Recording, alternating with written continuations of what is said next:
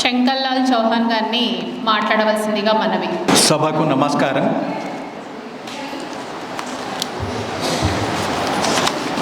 ఈ సమావేశానికి విచ్చేసినటువంటి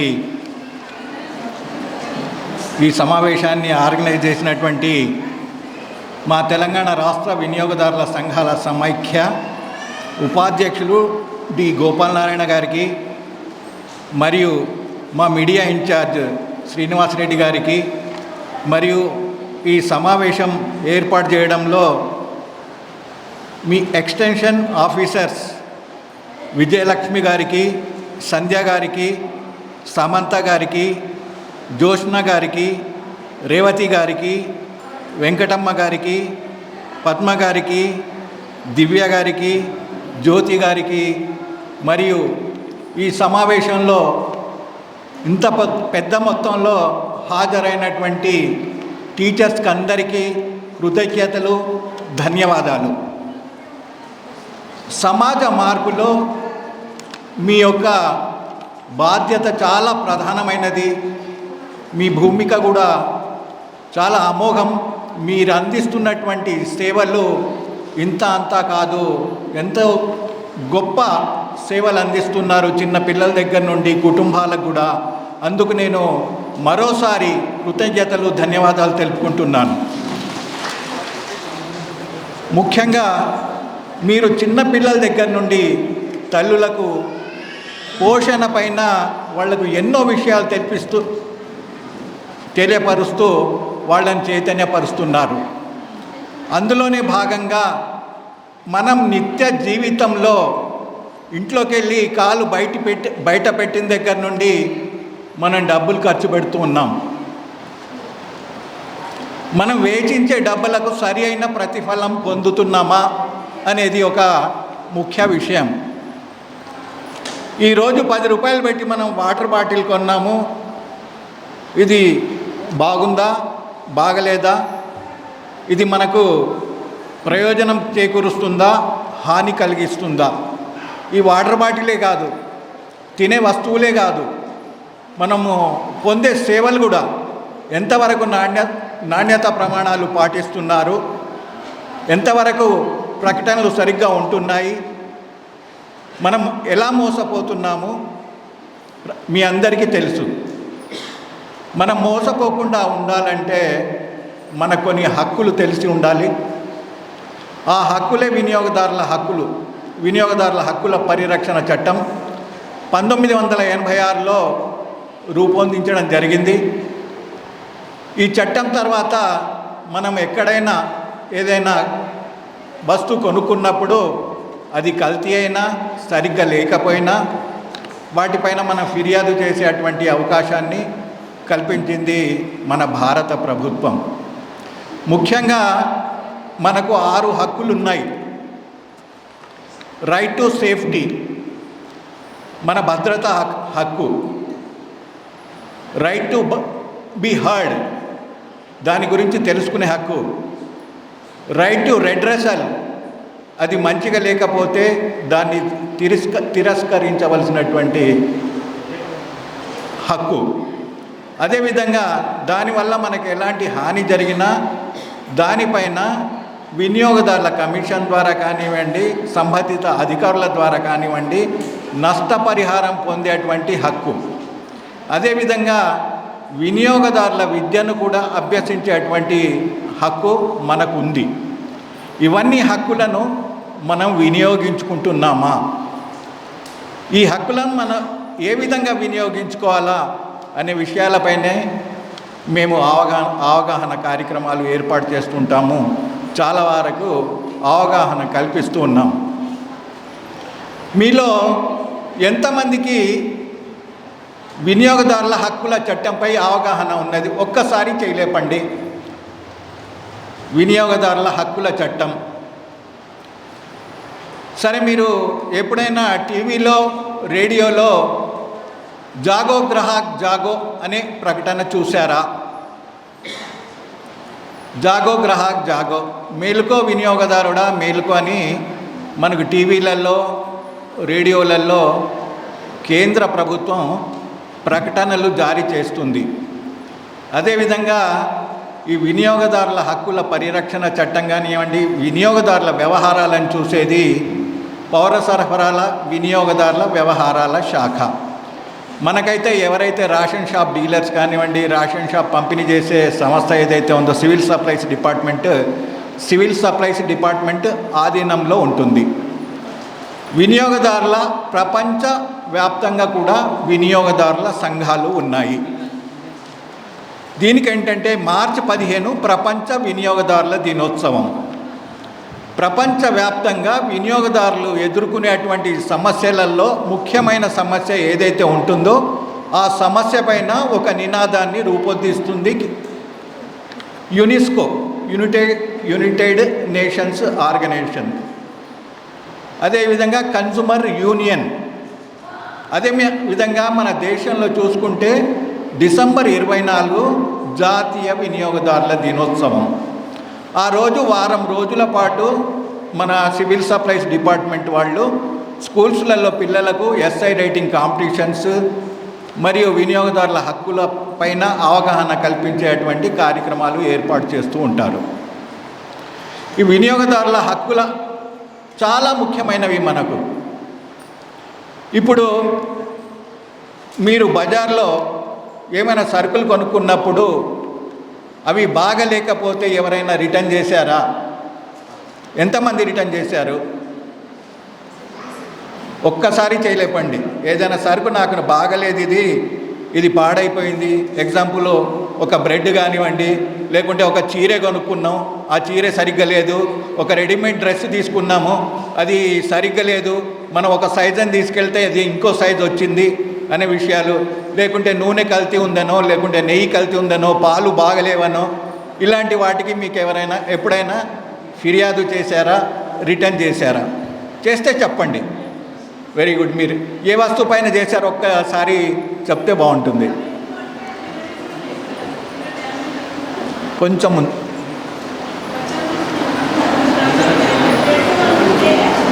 ముందుకు వచ్చి చెప్తే బాగుంటుంది. రండి, పర్వాలేదు, ముందుకు రండి మేడంకి. మేడం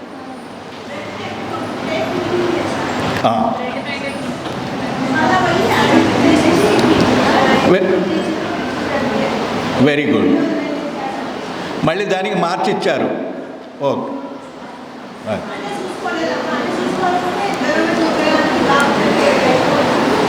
సంతోషం. ఆ వ్యాపారి మంచి అతను కాబట్టి వెంబడే మార్చి ఇచ్చాడు. ఇప్పుడు మీది బ్రెడ్ విషయం అయిపోయింది. బ్రెడ్ విషయం కాకుండా అలాగే నూనె కానివ్వండి, ఇంకా వేరే పాలు కానివ్వండి, ఇలాంటివి కూడా విపరీతమైనటువంటి కల్తీలతో వస్తున్నాయి. ఇలాంటివి జరిగినప్పుడు ఏంటంటే మన భారత ప్రభుత్వం ఏం చేయాలా? ప్రతి మండలానికి, ప్రతి 1,00,000 మందికి ఒక ఫుడ్ సేఫ్టీ ఆఫీసర్ ఉండాలి. చట్టం ప్రకారం, రూల్ ప్రకారం ప్రతి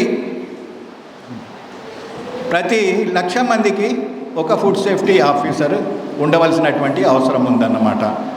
కానీ దురదృష్టవశాత్తు మన దగ్గర 2-3 జిల్లాలకు కలిపి ఒక ఫుడ్ సేఫ్టీ ఆఫీసర్ ఉన్నారు.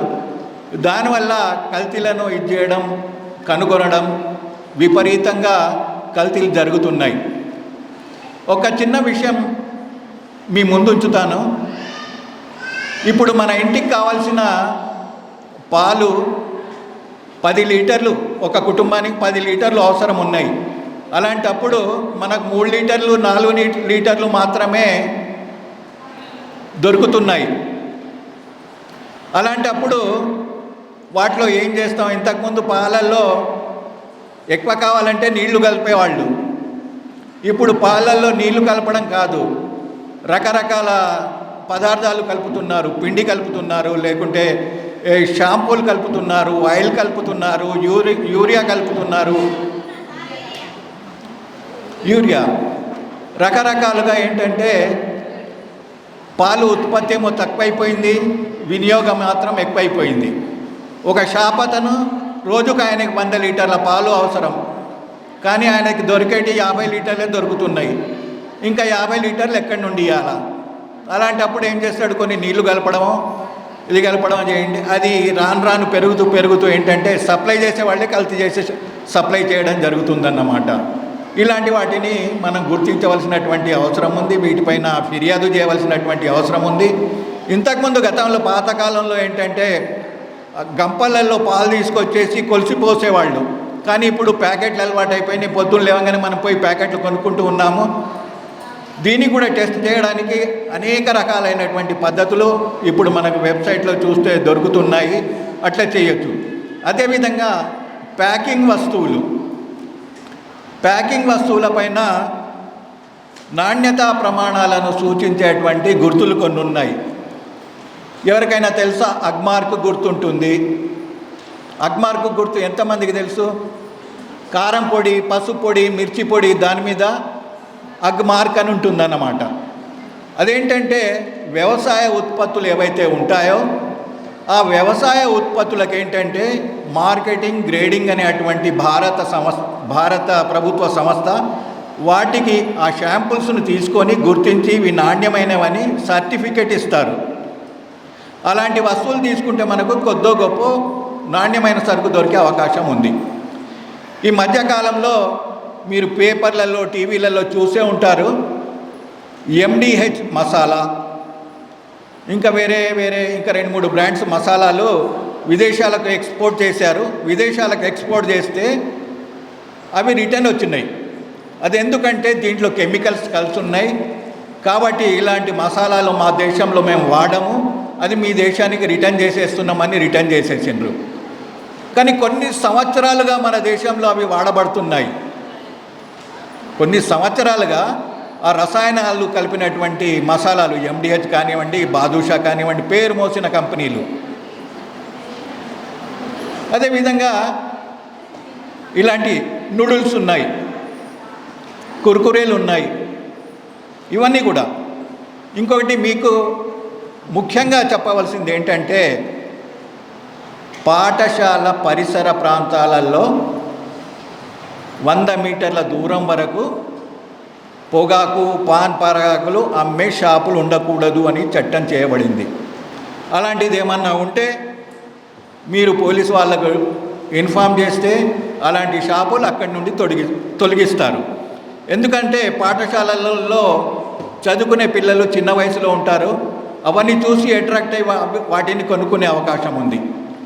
దాంతోపాటు మీరు Thums Up, Sprite, soft drinks, junk foods, పిజ్జాలు, బర్గర్లు, బ్రెడ్లు ఏవైతే ఉన్నాయో ఇవి కూడా పిల్లలు ఎక్కువగా తింటే ఊబకాయలు రావడము, దాంట్లో ఎలాంటి పోషకాలు ఉండవు, కేవలం రుచి మాత్రమే ఉంటుంది. మీరు థమ్సప్, స్ప్రైట్ బాటిల్ మీద చూడండి, 5 సంవత్సరాల లోపు పిల్లలకు థమ్సప్, స్ప్రైట్లు ఇవ్వకూడదు అని ఉంటుంది. ఎవరైనా చూసారా? మనం కొనుక్కునే సరుకుల పైన మనం లేబుల్స్ చదువుతున్నామా అనేది ముఖ్యం. అది నిషేధించబడ్డాయి. చిన్నపిల్లలు 5 సంవత్సరాల పిల్లలకు ఇవ్వకూడదు అని. అదేవిధంగా మనం రెస్టారెంట్లకు వెళ్తూ ఉంటాము. రెస్టారెంట్లకు పోయినప్పుడు అక్కడ చాలా రుచిగా ఉంటుంది, వాళ్ళు బాగా ఇదిగా సర్వ్ చేస్తూ ఉంటారు. మన దేశంలో ఏంటంటే చిన్న పిల్లల నుండి మొదలుపెట్టి పెద్దవాళ్ళ వరకు కూడా రెస్టారెంట్లకు వెళ్తూ ఉంటాం.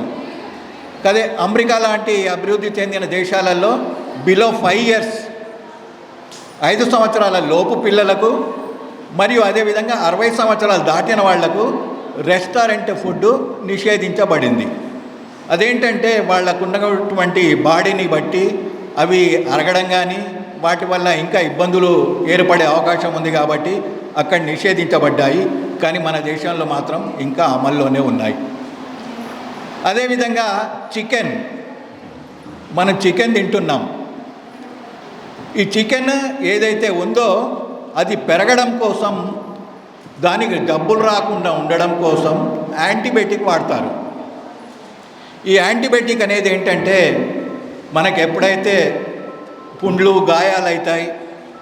గాయాలైనప్పుడు మనం వాటిని తొందరగా మారడం కోసం యాంటీబయాటిక్ని ఇంజెక్ట్ చేస్తారన్నమాట. అదేవిధంగా బాగా జ్వరం ఉంది, తగ్గని పరిస్థితుల్లో అదేం చేస్తుందంటే ఆ పుండుని, గాయాన్ని మాన్పిచ్చేస్తుంది, కానీ మనలో ఉన్నటువంటి వ్యాధి నిరోధక శక్తిని కూడా తగ్గించేస్తుంది అన్నమాట. దానివల్ల మనం వీక్ అయిపోయేటువంటి అవకాశం చాలా ఉంది. దీనికోసం అంతర్జాతీయ వినియోగదారుల సంస్థ ఒక సంవత్సరం మొత్తం ఇదే నినాదం మీద పనిచేసింది ప్రపంచవ్యాప్తంగా కూడా. అయితే ఇప్పుడు మన బహుళజాతి కంపెనీలు, మ్యాక్డొనాల్డ్ పేరు విన్నారా ఎవరైనా? మ్యాక్డొనాల్డ్ పిజ్జాలు, బర్గర్లు అమ్ముతూ ఉంటారు. మ్యాక్డొనాల్డ్ కానివ్వండి, ఇంకోటి ఇలాంటి ఇంకా 2-3 ఉన్నాయన్నమాట. ఇవన్నిటి మీద కూడా నోటీసులు పంపించడం జరిగింది. వాళ్ళు ఏం చేశారు, 2022 నాటికి 20 నాటికి మేము ఇవి కంట్రోల్ చేస్తామని.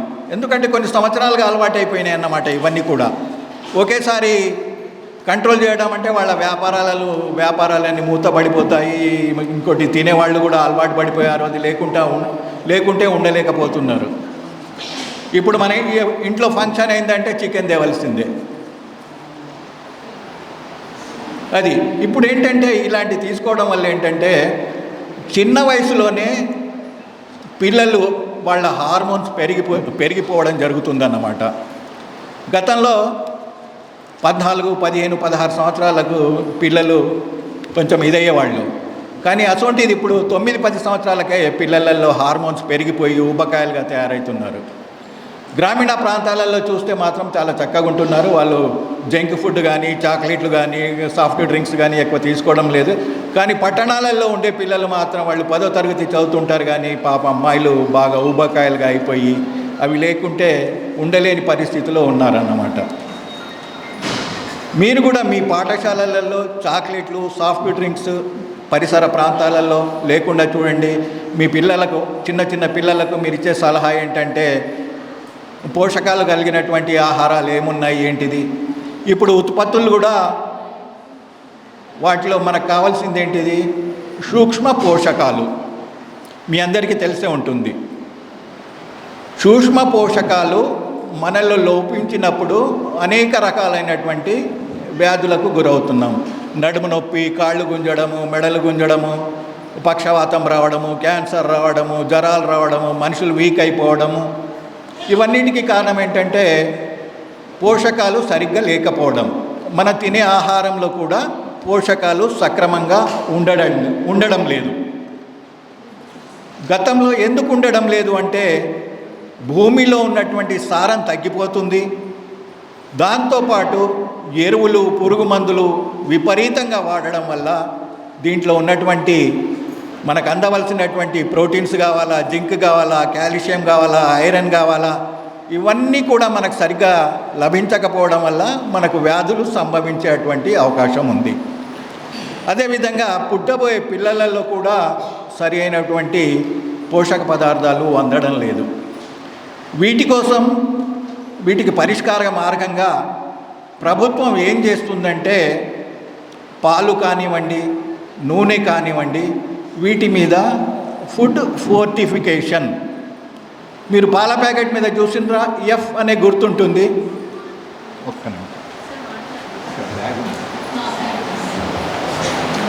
ఎఫ్ అనే గుర్తుంటుంది. అదేవిధంగా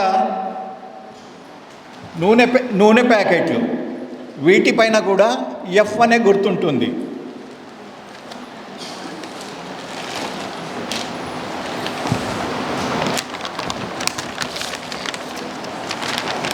ఇది నూనె ప్యాకెటు, దీంట్లో ఎఫ్ అని గుర్తుంది. ఎఫ్ ప్లస్ అంటే విటమిన్ ఏ, విటమిన్ డి దీంట్లో మిక్స్ అయి ఉంటుంది. అంటే కొద్ది గొప్ప మన టాబ్లెట్లు కొన్ని తినడం మనకు కొంచెం ఇదవుతుంది కాబట్టి ఇదైతే రెగ్యులర్గా వాడతాం. కాబట్టి దీని ద్వారా మనకు విటమిన్ బి ఉన్ను విటమిన్ డి అందే అవకాశం ఉంది. అదేవిధంగా మన కంట్రోల్ బియ్యం ఉన్నాయి. కంట్రోల్ బియ్యంలో కూడా ఫోర్టిఫైడ్ రైస్, అంటే రైస్ కూడా ఏం చేస్తున్నారు, కొన్ని మిల్లులు పెట్టారు. ఆ రైస్ని పిండి చేసేసి మళ్ళీ విటమిన్ ఏ, డి ఇది చేసేసి మళ్ళీ కొత్త బియ్యం తయారు చేసేసి దీంట్లో మిక్స్ చేస్తున్నారు ఫోర్టిఫైడ్ రైస్. ఎందుకంటే మనలో ఉన్నటువంటి ఈ లోపాన్ని తగ్గించడం కోసం. జనరల్గా మనం కొన్ని సంవత్సరాల నుండి అయోడైజ్డ్ సాల్ట్ వాడుతున్నాం. తెలుసు కదా, మనం ఇళ్లలో వాడుకునే సాల్ట్ అయోడైజ్డ్ సాల్ట్.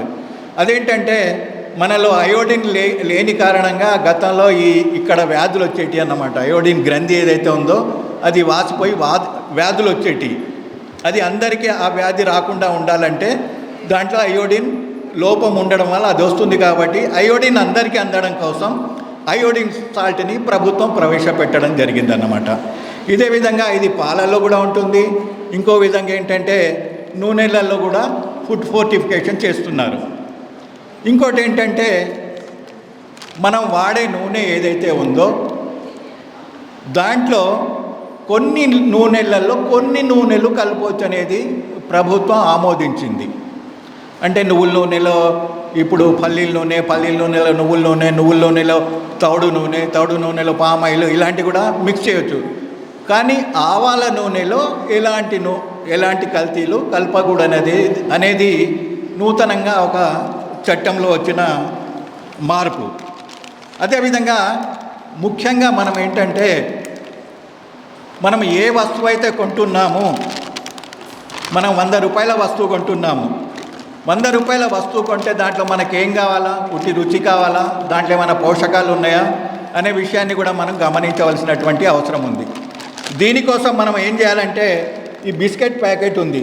ఈ బిస్కెట్ ప్యాకెట్ ప్రతి 100 గ్రాముల పైన వీళ్ళు వేసే పరిమాణం ఏంటంటే ప్రతి 100 గ్రాములకు విటమిన్ బి ఇంత % ఉంది, షుగర్ ఇంత ఉంది, ప్రోటీన్స్ ఇన్ని ఉన్నాయి అనే విషయాన్ని సూచిస్తూ ఉంటారు. కాబట్టి ప్రోటీన్స్ ఇవి ఏమేమి ఉన్నాయి ఏంటిది అనేటిది కూడా మనం చూసుకోవాల్సినటువంటి అవసరం ఉంది. ఇది చూసుకోకపోతే మనం పెద్ద మోసపోతూ ఉంటాం. అదేవిధంగా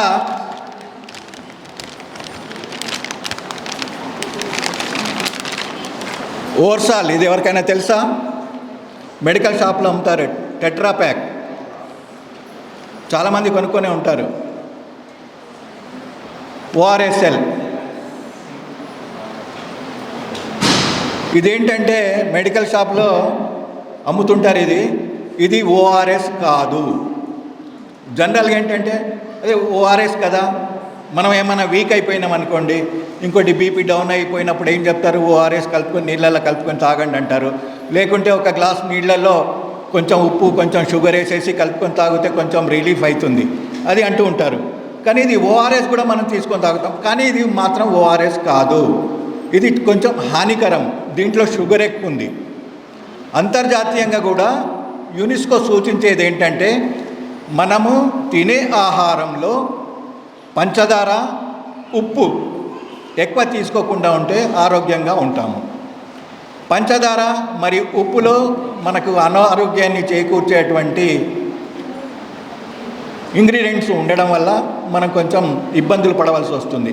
కాబట్టి ప్రతి ఏటా ఉప్పును తగ్గించండి, ఉప్పును ఇంత శాతం తగ్గించండి, తీపిని ఇంత శాతం తగ్గించండి అని అంతర్జాతీయంగా సూచిస్తూ ఉన్నారు. ఇలాంటి నిబంధనలు మనం పాటించడం వల్ల కొన్ని వ్యాధుల బారిన పడకుండా ఉండే అవకాశం ఉంది. అదేవిధంగా ఈ పాలు ఉన్నాయి, పాల ప్యాకెట్, ఈ పాలలో కూడా మనకేంటంటే ఇక్కడ పోషకాలు రాసున్నాయి, ఏవేవి ఉన్నాయి పోషకాలు ఏంటిది అని.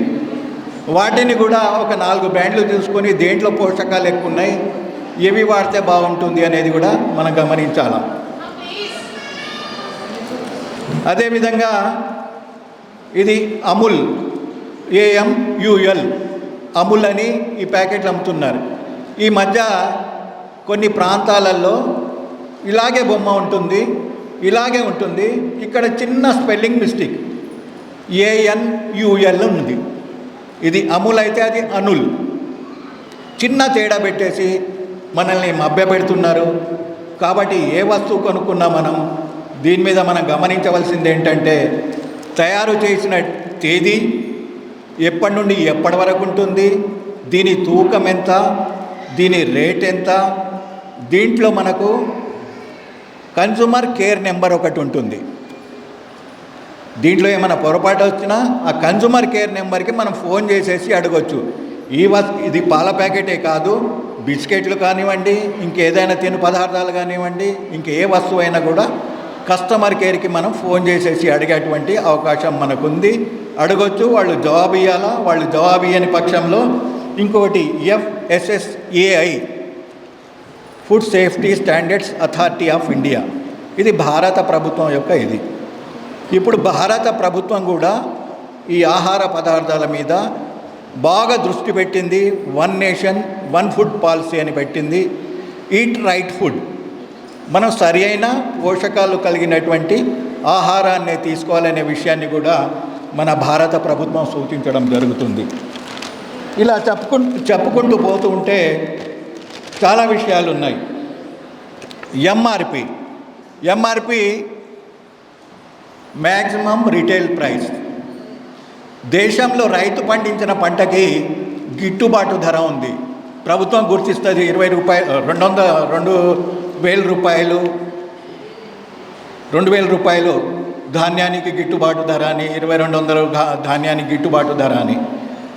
కానీ దేశంలో పారిశ్రామిక ఉత్పత్తులు ఏవైతే ఉన్నాయో వాటి మీద ఎంతైనా ఎంఆర్పి వేసుకోవచ్చు. ఈ మధ్యకాలంలో మెడికల్ షాపులలో పెద్ద దోపిడీ, ఇది దేశంలోనే పెద్ద దోపిడీ.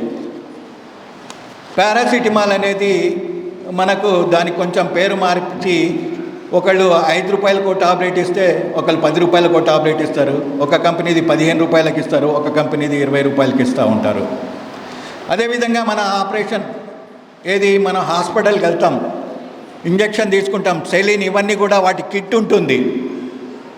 ఆ కిట్ ఒక్కొక్క దగ్గర ఒక్కొక్క రేటు ఉంటుంది. 10 రూపాయలకు తయారయ్యేది 100 రూపాయలు, 200 రూపాయలకు కూడా అమ్ముకుంటున్నారు మన దగ్గర. ఇలాంటి విషయాన్ని కూడా మనం గమనించవలసినటువంటి అవసరం ఎంతైనా ఉంది.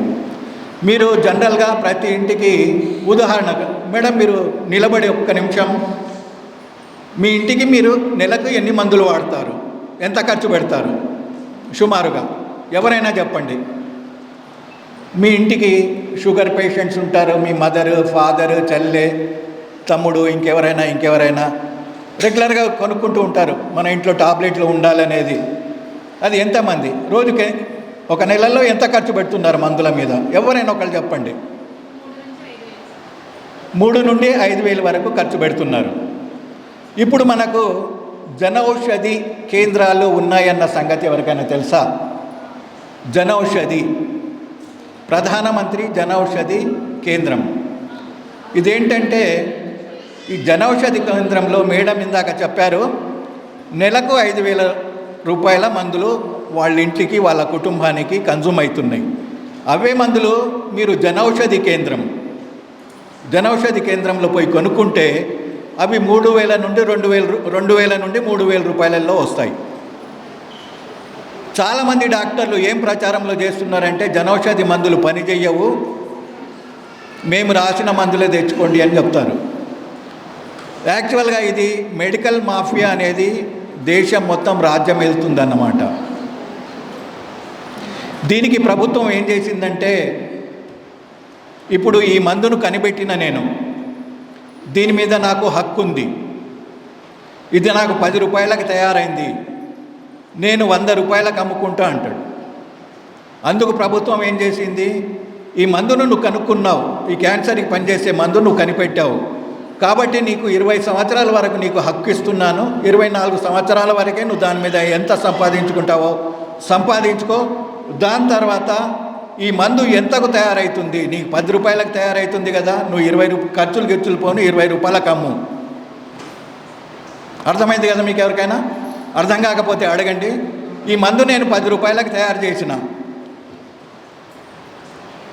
20 సంవత్సరాలు అయిపోయింది, కాబట్టి ఇప్పుడు నువ్వు 100 రూపాయలు తీసుకోవడానికి వీల్లేదు, నువ్వు 20 రూపాయలకే అమ్మాలన్నది. అలాంటి మందులే ఈ జనౌషధి కేంద్రాల ద్వారా మన ముందుకు వస్తున్నాయి.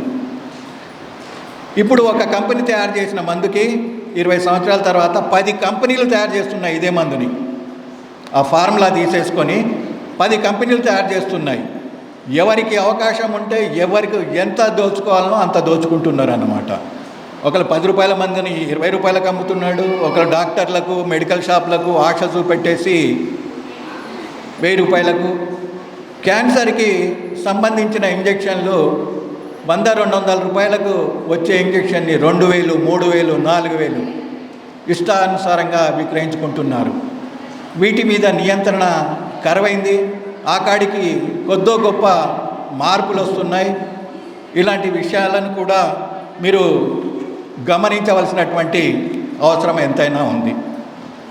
అదేవిధంగా మీరు మీ పెళ్ళిళ్ళలో, శుభకార్యాలకు, లేకుంటే ఎవరికైనా గిఫ్ట్ ఇవ్వడం కోసమో, లేకుంటే మన దగ్గర డబ్బులుంటే పాడైపోతాయి, మనం బంగారం కొనుక్కుందామని నగల షాప్కి వెళ్తుంటాం మనం. లేకుంటే నగల షాప్ వాళ్ళమ్మా, నువ్వు నెల నువ్వు ఒకేసారి కొనలేవు కదా, నెల మా దగ్గర స్కీమ్ కట్టు, 500 రూపాయల స్కీమ్ కట్టు, నువ్వు 3 సంవత్సరాలు 4 సంవత్సరాలు కట్టినావు అనుకో, నీకు మధ్యలో కావాలైతే, నీకేమన్నా వస్తువు కావాలైతే ఇస్తా అంటాడు. నిజమేనా? అయితే బంగారం విషయంలో బంగారం అమ్మినా మనమే నష్టపోతున్నాం, బంగారం కొన్నా కూడా మనమే నష్టపోతున్నాం. బంగారం షాప్ వాళ్ళకు బంగారం అమ్మినా లాభమే, బంగారం కొన్నా లాభమే. బంగారంలో ఇప్పుడు కూడా ప్రభుత్వం ఏం చేసింది అంటే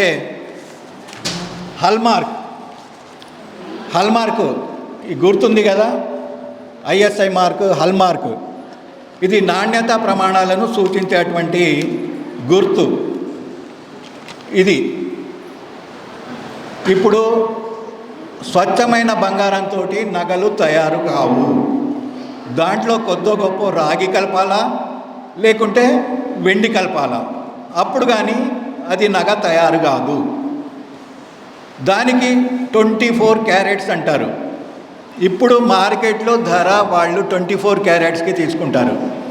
కానీ నగలల్లో ఏంటంటే దీంట్లో 22 క్యారెట్స్ అంటే 96.6 అంటే 3.4% గోల్డ్ మనకు తగ్గింది.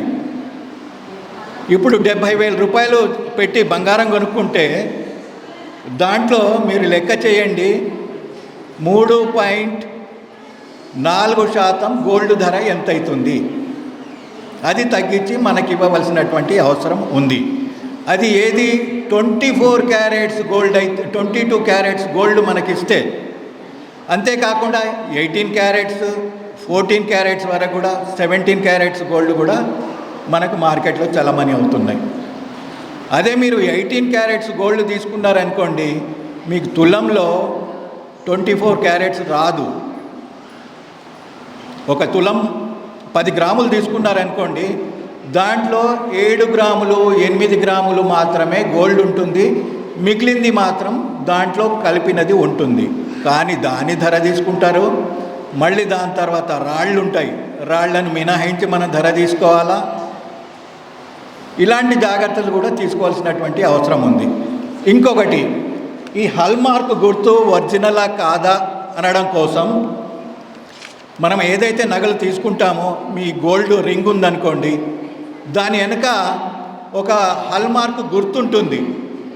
ఈ హాల్మార్క్ గుర్తులో దాంట్లో ఏ ల్యాబ్లో టెస్ట్ చేయించారు, ఎవరు చేయించారు, వాళ్ళ పేర్లన్నీ కూడా మనము ఈ హాల్మార్క్ యాప్, భారత ప్రమాణాల సంస్థ యొక్క మన సెల్ ఫోన్లో మనం డౌన్లోడ్ చేసేసుకొని బంగారం కొనే ముందు హాల్మార్క్ అంటాడు కదా, బాబు నీది హాల్మార్క్ ఒక లాకెట్ ఇవ్వు.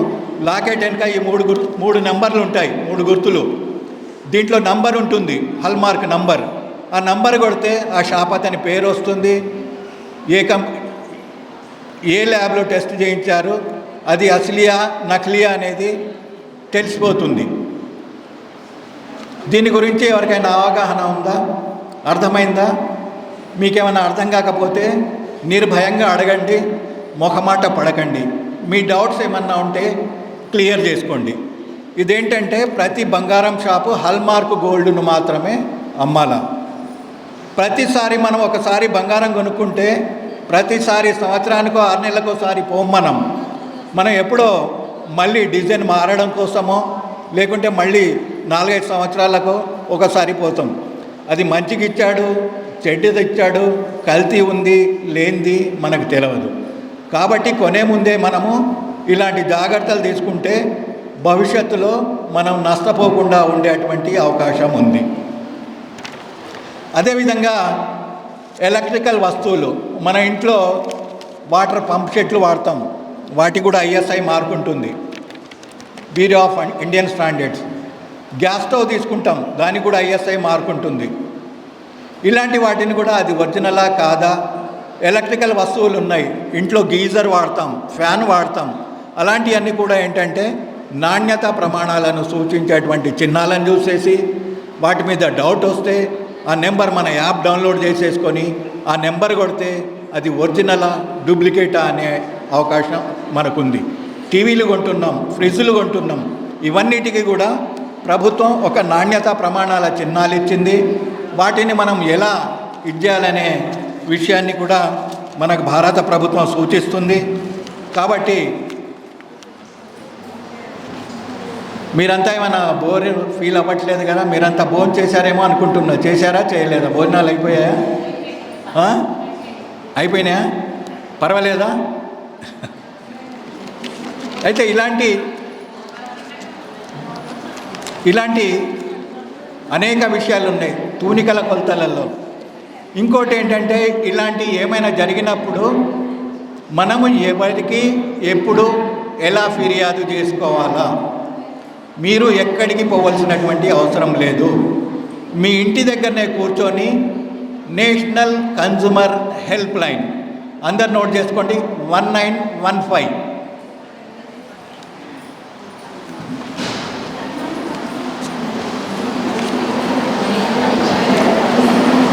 1915 national consumer help line.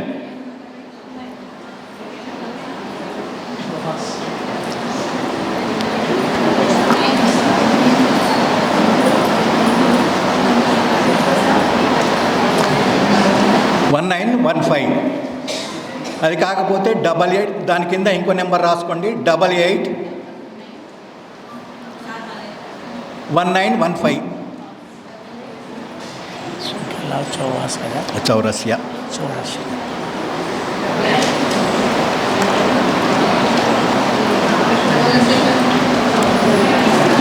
మీకోండి Gopalnagar. అదే ఇంకో నెంబరు 8800001915. ఇది వాట్సాప్. మీరు ఏంటంటే మీరు ఏ వస్తువు తీసుకున్నా కూడా బిల్లు కంపల్సరీ తీసుకోవాలా. ఆ బిల్లుతో పాటు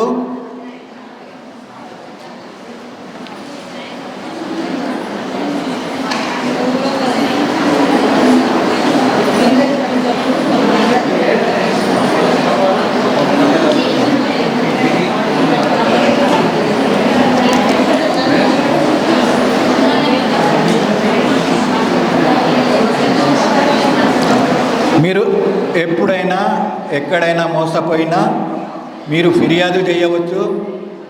ఇప్పుడు మీరు టూర్ మీద పుణ్యస్థలాలకు వెళ్తూ ఉంటారు, మహానగరాలకు పోతూ ఉంటారు. మీరు హైదరాబాద్లో పర్చేజ్ చేసినా మీరు ఇక్కడొచ్చి ఫిర్యాదు చేసుకోవచ్చు. దీనివల్ల మీ సమస్య పరిష్కారం కాకపోతే, మీకేమైనా నష్టపరిహారం కావాలనుకుంటే 8800001915.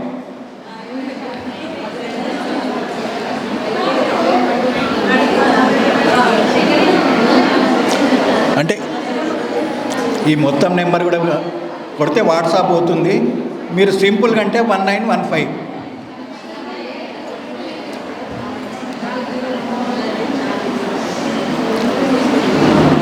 ఫస్ట్ 4 నెంబర్లు ట్రై చేయండి. అది కలవకపోతే 8800001915.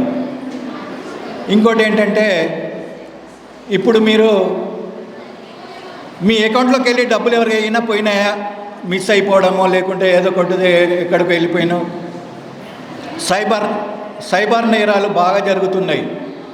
సైబర్ నేరాలలో ఏంటంటే మీకు ఒక వస్తువు పార్సల్ వచ్చింది, మీరు ఇడిపించుకోవాలా, దాని కాస్ట్ 10,000 రూపాయలు, దానికి ట్యాక్స్ రూపంలో మీరు ఒక 500 రూపాయలు కట్టవలసి ఉంటుంది, ట్రాన్స్పోర్ట్ ఖర్చులు అవి ఇవి కట్టిన తర్వాత 10,000 రూపాయల సరుకు మీకు వస్తుంది, డెలివరీ అవుతుంది అని మీకు ఫోన్ కాల్ వస్తుంది. 10,000 రూపాయల వస్తువు వస్తుంది కదా మనకు, ఒక 500 రూపాయలు కడితే ఏమవుతుందని మీరు 500 రూపాయలు వాళ్లకు ఫోన్పే గూగుల్ పే చేశారనుకోండి, మీ అకౌంట్లో ఉన్న బ్యాలెన్స్ మొత్తం ఖాళీ అయిపోతుంది. ఇది నిత్యం చాలామందికి జరుగుతుంది. కొందరు చెప్పుకుంటున్నారు, కొందరు చెప్పుకోవడం లేదు. అలాంటిది జరిగిన పక్షంలో మీరు వెంబడే ఒక 24 గంటల్లోపు 1930 ఇంకో నెంబర్, సైబర్ క్రైమ్స్ ఆర్థిక నేరాలు, దానికి 1930 అనే నెంబర్కి మీరు ఫోన్ చేసి ఫిర్యాదు చేస్తే మళ్ళీ మీ డబ్బు మీకు తిరిగి వచ్చే అవకాశం ఉంది కొద్దో గొప్ప. ఇలాంటి నేరాలు రోజు రోజుకి బాగా విపరీతంగా పెరిగిపోతున్నాయి. ఇలాంటి విషయాలలో కూడా మీరు జాగ్రత్త వహించవలసి ఉంటుంది.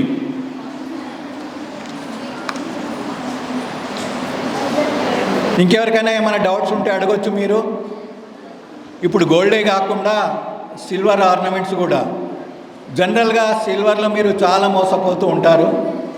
మీరు సిల్వర్ షాప్లోకి వెళ్ళి కాళ్ళ పట్టీలు 10 తులాల పట్టీలు కొనుక్కున్నారనుకోండి, అది మళ్ళీ దాని తర్వాత 6 నెలల తర్వాత ఆ షాప్ దగ్గరికి పోతే ఆ షాప్ అతను ఏమంటాడు, అమ్మ ఇది కరగబెట్టాలి, కరగబెట్టిన తర్వాత ఎంత చొక్కం ఉంటే అంత తీసుకుంటాను, మళ్ళీ దాని తర్వాత వేరేస్తా అంటాడు.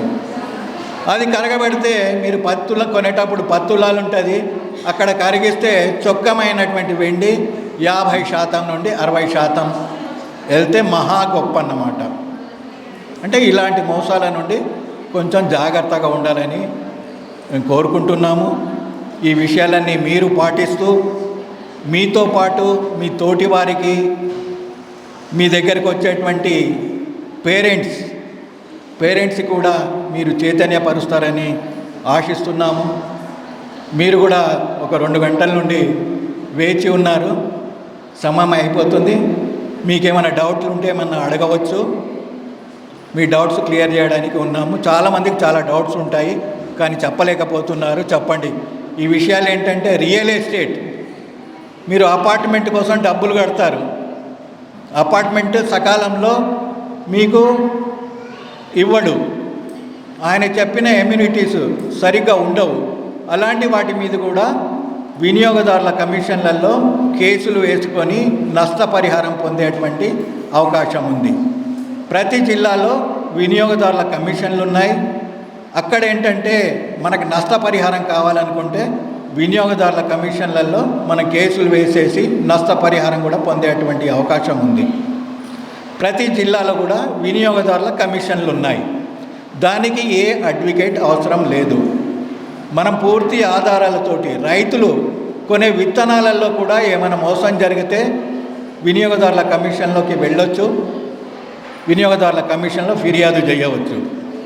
ఒక డాక్టరు ఒక ఆపరేషన్ చేయవలసింది ఇంకో ఆపరేషన్ చేసిండు, తప్పుడు ట్రీట్మెంట్ చేసిండు, వీటిపైన కూడా మన వినియోగదారుల కమిషన్లోకి వెళ్ళి నష్టపరిహారం పొందవచ్చు.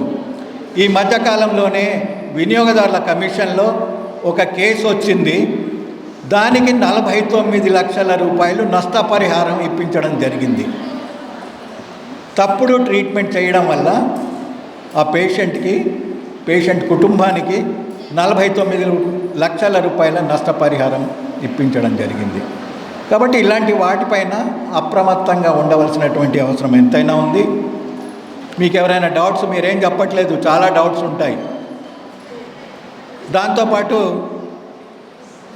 మీ అంగన్వాడీ కేంద్రాలకు వచ్చే వస్తువులు సరిగ్గా ఉంటున్నాయా లేవా, దాంట్లో ఎక్స్పైరీ అయిపోయినవి వస్తున్నాయా, దానికి ఎవరికి ఫిర్యాదు చేయాలా అనే విషయాలపైన కూడా అవగాహన పెంపొందించుకోవాల్సినటువంటి అవసరం ఉంది. మీ దగ్గరికి కూడా మీరు సరిగ్గా చేస్తున్నారా లేదా అనడానికి ఫుడ్ కమిషన్ ఒకటి ఉంది. ఫుడ్ కమిషన్ వాళ్ళు కూడా మీ దగ్గరకు వచ్చి చెక్ చేయడం, హాస్టల్స్కి వెళ్ళి చెక్ చేయడం, మీరు సరిగ్గా ఇస్తున్నారా లేదా అనే విషయాన్ని కూడా వాళ్ళు పరిశీలిస్తూ ఉంటారు. అలాంటి వాటిలలో ఏమైనా పొరపాటు జరిగితే మీరు కూడా మీకు పంపిణీ జరిగేటువంటి వస్తువులు కానీ ఎగ్స్ కానివ్వండి, ఇంకా వేరే పదార్థాలు కానివ్వండి, నాణ్యతా ప్రమాణాలు లోపిస్తే మీరు ఫుడ్ కమిషన్కి ఫిర్యాదు చేయవచ్చు. సరైన వస్తువులు సరఫరా అయ్యేలాగా కూడా మీరు చర్యలు తీసుకునేటువంటి అవకాశం ఉంది. ఈ అవకాశం ఇచ్చినందుకు మీ అందరికీ పేరు పేరున కృతజ్ఞతలు, ధన్యవాదాలు. ఆహార కల్తీలపై చాలా తెలియని విషయాలు తెలియజేశారు. ధన్యవాదాలు సార్.